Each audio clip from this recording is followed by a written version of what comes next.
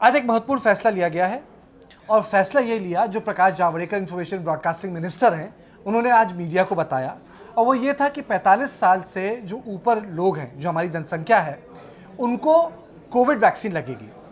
पहले ये फैसला हुआ था कि जो 45 साल से ऊपर हैं लेकिन उनके पास कोमॉर्बिडिटीज़ हैं, यानी बीमारियां हैं, उसकी एक बाकायदा लिस्ट आई थी 11 से 12 बीमारियों की, उन्हीं लोगों को ये वैक्सीन लगेगी। इन तमाम मुद्दों पर चर्चा करने के लिए हमारे साथ हैं हमारे संपादक विष्णु शंकर। विष्णु, मुझे पहली चीज़ तो आपसे ये समझनी है कि पहले सरकार ने बोला था कुछ ही लोगों को लगेगा, फिर सरकार ने बोला कुछ लोगों को लगेगा, यानी जो हमारे हेल्थ वर्कर्स हैं, लेकिन उसके अलावा और कुछ लोगों को लगेगा, और अब फैसला लिया गया जो एक हेल्थ मिनिस्ट्री की सजेशन भी थी कि ये सबको लगेगा। तो मैं आपसे जानना चाहता हूँ कि ये जो गोल पोस्ट शिफ्टिंग हुई है, क्या नए डेटा के कारण हुई है या पैंडेमिक में जो सर्ज आई है, जिसे सेकेंड वेव हम कहते हैं, उसके कारण हुई है? जी कार्तिक, ऐसा हो रहा है कि पहले तो ये था कि सबसे पहले हेल्थ वर्कर्स को लगेगा, जिनमें डॉक्टर्स भी शामिल थे। उसके बाद फ्रंटलाइन वर्कर्स की बात आई, फिर ये कहा गया कि 60 साल से ऊपर के जितने लोग हैं उनको लगेगा, और उसके साथ साथ 45 साल से ऊपर वो लोग जिन्हें गंभीर बीमारियां हैं और जिनके पास ये सिद्ध करने का प्रूफ है, उनको लगेगा।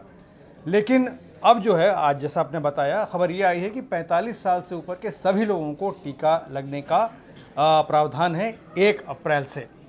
1 अप्रैल से ये शुरू होगा। वजह इसकी यही है कि जिस तरीके से लगातार संक्रमण बढ़ रहा है कोविड-19 का, सरकार चिंतित है और कोशिश ये की जा रही है कि टीकाकरण बढ़ाया जाए। चुनौती ये है कि अभी भी टीकाकरण जिस रफ्तार से होना चाहिए उस रफ्तार से हो नहीं रहा है। हालांकि पहले के मुकाबले अब सरकारी अस्पतालों में टीका लगवाने वालों की भीड़ बढ़ी है, लेकिन साथ ही प्राइवेट अस्पताल में जो लगवा रहे थे उनकी तादाद घट गई है। ये भी अपने आप में एक बड़ा प्रश्न है। क्या ये तो नहीं कि 45 से 60 साल के जो बीच में लोग होते हैं अमूमन काम करने वाले होते हैं? हमारे देश में कुछ सेक्टर्स में 58 पे रिटायरमेंट होता है, 60 पे रिटायरमेंट होता है।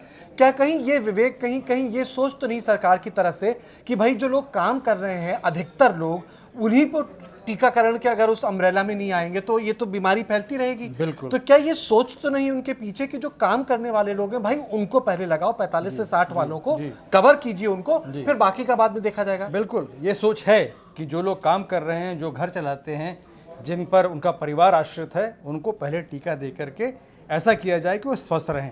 इंडोनेशिया में इसका उल्टा हुआ है। वहाँ पर उन्होंने जो लोग 35 साल तक के हैं उनको पहले लगाया है। वजह वही है, वहाँ पर वो लोग ज़्यादा काम करने वाले हैं, 60 वाले नहीं, उनको बाद में लगाया जाएगा। 30-35 वालों को पहले लगाया जा रहा है। लेकिन भारत में यही किया जा रहा है कि जो 45 से 60 वाले हैं, अब उनमें सभी को जल्दी से टीका लगाया जाए। अच्छा विष्णु, मुझे एक चीज़ बताइए, ये क्योंकि जैसे आपने बहुत अच्छा अपवाद बताया इंडोनेशिया का, क्या ये इसलिए नहीं क्योंकि भारत एक अपवाद है जहाँ तक जर्मनी, स्पेन, इटली, पोर्चुगल, इन तमाम देशों में तीसरे और चौथे चरण के लॉकडाउन चल रहे हैं। अब जर्मनी ने बोला है कि हम कस के लॉकडाउन लगाएंगे। जर्मनी के टूरिस्ट स्पेन में उतरे हुए हैं सारे के सारे। इटली के कई शहरों में पेजोमा वगैरह सब जगह लॉकडाउन लगा है। क्या ये कारण तो नहीं कि हिंदुस्तान में फैसला लिया गया है कि हम लोग लॉकडाउन नहीं लगा सकते, अर्थव्यवस्था खराब हो जाएगी, गरीब आदमी खा नहीं पाएगा, तो एक काम किया जाए, सबको टीका लगाया जाए, सब काम करें, सब दफ्तर जाएं, सब मास्क लगाएं, लेकिन अर्थव्यवस्था नहीं खराब हो? क्या एक ये लॉकडाउन, जैसे हमारी पिछली बातचीत जब हुई थी, मैंने कहा था कि पूरे तरीके से लॉकडाउन करना देश को, राज्य को, ज़िले को अब मुश्किल है, नहीं हो सकता। लॉकडाउन या प्रतिबंध उन जगह लगाए जाएंगे जहां संक्रमण बड़ी तेज़ी से बढ़ रहा है या बेकाबू हो रहा है। बाकी जगहों पर लोगों से यही कहा जा रहा है कि वो संयम बरतें, कोविड प्रोटोकॉल का पालन करें। लेबर इंटेंसिव इकोनॉमीज में नहीं हो सकता, कोविड प्रोटोकॉल का पालन करें, और आपका व्यवहार ऐसा होना चाहिए कि आप सजग रूप से कोरोना के साथ लड़ने के लिए तैयार हैं और औरों को भी इसके लिए सजग बना रहे हैं। अच्छा, एक आपने जैसे बोला कि आपने एक डेटा दिया है सरकार के और गवर्नमेंट हॉस्पिटल्स के बीच में लोगों के पहुंचने की संख्या को लेके, बीच में लोगों के दिमाग में शक और संशय हो गया था कि क्लॉटिंग होती है, घबराहट हो गई थी लोगों में। सरकार ने फिर फैसले भी लिए, कई तरीके के लोगों को बताया, एक पब्लिसिटी कैंपेन भी लॉन्च की। एक चीज़ बताइए, 70 और 60 के क्या हमारे और यूरोप के बीच में फ़र्क है? क्योंकि हमारे यहाँ वैक्सीनेशन प्रोग्राम चले, एक जगह हम लोग वैक्सीनेशन लगवाने में डर नहीं महसूस करते। पूरे यूरोप में एक लॉबी है जो कहती है वैक्सीन बिल्कुल मत लगाओ, और सरकार पे विश्वास ही नहीं करती है। अमेरिका में भी ऐसे एंटी वैक्सर्स हैं। तो क्या अपवाद है यूरोप और भारतीय जिसे कहते हैं देशों के बीच में, जहां लोग अलग तरीके से वैक्सीन को देखते हैं? नहीं, देखिए, वहाँ पर भी यूरोप में भी वैक्सीन का कल्चर है।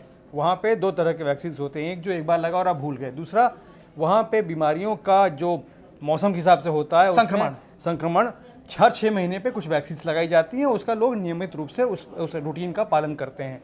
भारत में 2 बातें हैं, एक तो हमारे यहाँ वैक्सीनेशन का जो प्रोग्राम है बच्चों में खास करके जो युवा अवस्था तक जाता है वो बड़ा मजबूत है, इसलिए एक तरीके से आपको उसमें इम्यूनिटी मिलती है।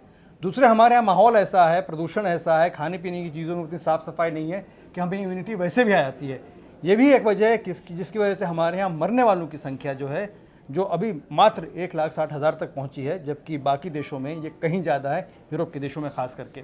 लेकिन ये बड़ा अजीब सा द्वंद्व है, आप कीजिए, बड़ी अजीब सी बात है कि हम कोविड-19 पे फतह शब्द तो इस्तेमाल नहीं करूंगा, जूझने में एक तरीके से सफल हुए हैं, जिस तरीके से सफल हुए थे या अब जो है फिर से वार्निंग साइंस दिखाई दे रही है। जिस तरीके से आप ये जान लीजिए कि संडे को 47,000 लगभग संक्रमण हुए थे, विष्णु हमारा हाल सोमवार को 41,000 थे।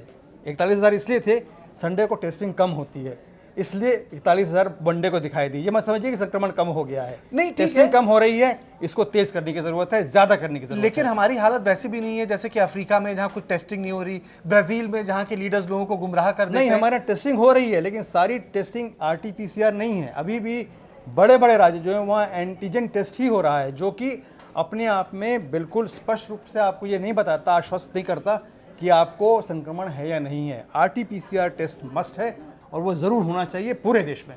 लेकिन इसमें एक चीज़ बताइए कि जब ये 45 वाला हो जाएगा तो आपको क्या लगता है कि हमारे यहाँ जो कोविड-19 वैक्सीनेशन प्रोग्राम है फिर किस तरफ कदम उठाएगा? आपको लगता है कि ये बच्चों तक ले जाया जाएगा, 20 से 30 वर्ष के बीच में ले जाया जाएगा, या वो पूरा बैकवर्ड मूव करेगा? सरकार कह चुकी है कि सभी लोगों को वैक्सीन लगी ज़रूरी नहीं है, एक क्रिटिकल नंबर है जो पार करने की ज़रूरत है, जो संभवतः पॉपुलेशन का 60% होता है, यानी 45 के ऊपर, 45 के ऊपर, मेरे ख्याल से 25 के ऊपर जितने भी होंगे उनको लगेगा ही लगेगा, क्योंकि यही लोग हैं जो वर्किंग पॉपुलेशन है, इन सबको लगेगा। और तब तक भी उम्मीद ये की जाएगी कि हमने इतना कवर कर लिया है कि अगर अभी वायरस आता भी तो हम लड़ लेंगे। दूसरी बात, 2 वैक्सीन ऑलरेडी अवेलेबल हैं, कोविशील्ड और कोवैक्सीन, और बहुत जल्द स्पुतनिक और जॉनसन एंड जॉनसन की जो वैक्सीन है वो आने वाली है। तो आपके पास एक से ज़्यादा वैक्सीन होगी, ज़्यादा सप्लाई होगी, तो आप ज़्यादा एरिया कवर कर पाएंगे। और आखिरी सवाल, आपको लगता है कि ये पैंडेमिक से हम एंडेमिक हो जाएंगे? कहने का मतलब जैसे जापानीज इंसेफ्लाइटिस है, पश्चिमी उत्तर प्रदेश में होती है, हज़ारों बच्चे मर जाते हैं, लेकिन वो एंडेमिक बोलते हैं, उसे कभी पैंडेमिक नहीं बोलते क्योंकि वो साइकिल में चलती है। तो आपको लगता है कि उसी प्रकार से ये जो पैंडेमिक है हमारे साथ हमारी अर्थव्यवस्था में रहेगी पर एंडेमिक हो जाएगी? देखिए, ऐसा है कि ये एक तरह का फ्लू है, कोरोना वायरस भी। अभी इसके बारे में हमें ज़्यादा मालूम नहीं है, इसलिए ये इतना विकराल रूप धारण कर चुका है। वैज्ञानिकों ने, डॉक्टरों ने ये कहा है कि ये मत मानिए कि बिल्कुल गायब हो जाएगा, ये रहेगा, लेकिन इसकी जो मारक क्षमता है वो कम हो जाएगी, क्योंकि हम इसके बारे में ज़्यादा जानेंगे, हमारे पास टीके होंगे, दवाइयाँ होंगी। तो इसलिए ये घबराने की ज़रूरत नहीं है कि ये हमको ख़त्म कर देगा। लेकिन जो हम बार बार कहते हैं, कोविड प्रोटोकॉल का पालन कीजिए, टीका लगवाइए, और इसका कोई विकल्प नहीं है, जितनी जल्दी आप कराएंगे उतना ही आपके लिए अच्छा बिल्कुल है। यानी मोटी मोटी बात है कि मास्क आपको पहनना पड़ेगा। तो विष्णु, हमें मुझे वक्त देने के लिए बहुत बहुत शुक्रिया। और देश और दुनिया की बाकी खबरों के लिए आप देखते रहिए TV9 भारतवर्ष।